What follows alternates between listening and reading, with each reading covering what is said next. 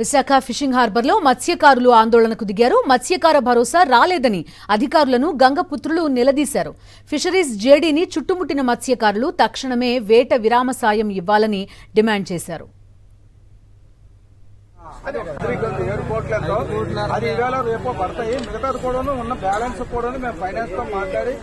అది బ్యాలెన్స్ ఎంతమంది ఉన్నదో వాళ్ళకి కూడా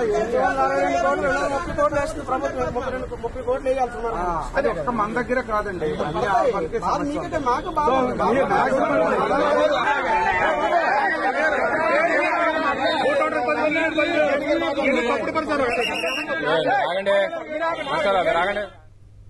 సవా లక్ష ఆంక్షలతో మత్స్యకార భరోసాకి కూటమి ప్రభుత్వం కోతలు పెట్టిందని మత్స్యకారులు ఆగ్రహం వ్యక్తం చేస్తున్నారు. విశాఖ నగరంలో సగం మంది మత్స్యకారులకు మత్స్యకార భరోసా అందలేదన్నారు.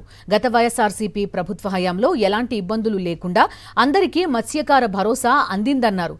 కరెంట్ యూనిట్లు, పెన్షన్లు, రేషన్ కార్డుల సాకుతో మత్స్యకారులకు ద్రోహం చేశారని మండిపడ్డారు. అర్హులందరికీ మత్స్యకార భరోసా ఇవ్వాలని డిమాండ్ చేస్తున్నారు మత్స్యకారులు. ఇప్పుడు ఫిషింగ్ హార్బర్లోను మత్స్యకార భరోసా చాలా మందికి అంటే ఇప్పుడు కొంచెం పడలేదు. అందరికీ ఈ యాక్టివ్ అని చూపించినా కూడా ఇప్పటికి ఎవరికి కూడా రాలేదు. ఒక బోటుకి 8 మంది మెంబర్స్ ఉంటే వాళ్ళలోనూ సగం మందికి మాత్రమే వచ్చాయి. మిగతా వాళ్ళకి వేరే వేరే కారణాలు చెప్పేసి వాళ్ళ పేర్లన్నీ పోయాయి. గతంలోనూ వైఎస్ఆర్ కాంగ్రెస్ పార్టీ ఉండేటప్పుడు మాత్రం ఈ ప్రాబ్లం లేదు. 300 యూనిట్లు ఉంటే మత్స్యకారుడికి ఆ మత్స్యకార భరోసా రావట్లేదు. అంటే 300 యూనిట్లు కరెంట్ కాలిస్తే వాళ్ళు మత్స్యకారులు కాకుండా పోతారా? ఒక తండ్రి చనిపోతే తల్లికి వితంతు పింఛను వస్తుంటే ఆ ఇంట్లోనూ ఒక కొడుకు మత్స్యకారుడిగా బోటు వేటకు వెళ్తాడు. తల్లికి పెన్షన్ ఉందని చెప్పేసి కొడుకు తీసేయడం అది ఎంతవరకు న్యాయం అండి? జగన్ గారి గవర్నమెంట్ లో మాకైతే మాత్రం ఈ ప్రాబ్లం ఎప్పుడూ రాలేదు. ఈ కూటమి ప్రభుత్వం వచ్చిన తర్వాత వేరే వేరే ఆంక్షలతో వేరే వేరే కారణాలతో మత్స్యకారులందరికీ చాలా అన్యాయం జరుగుతుంది.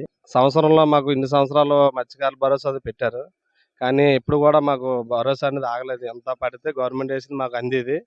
ఈ సంవత్సరం ఏంటో కానీ మత్స్యకారులకి 300 యూనిట్లు వస్తే ఆపేస్తున్నారు. అదో రెండోది ఇప్పుడు బోట్లకి 8 మంది 9 మంది కష్టపడుతున్నాం మత్స్యకారులు. ఇద్దరు అందం ఒక ఇంట్లో కుటుంబంలో ఇద్దరు అందం ముగ్గురు అందములు ఉంటాం. అలాంటిది ఒక రేషన్ కార్డు మీద ఉన్నారని ఒకరికి వేస్తున్నారు. మరి మిగతా వాళ్ళు మా అందములు మత్స్యకారులు కాదేంటండి? అది కరెక్ట్ కాదండి. మాకు ఎప్పుడు ఆ ప్రాబ్లం రాలేదు. మాకు ఎప్పుడు కూడా ఈ సంవత్సరం మాకు ఇలాగ ప్రాబ్లం వస్తుంది.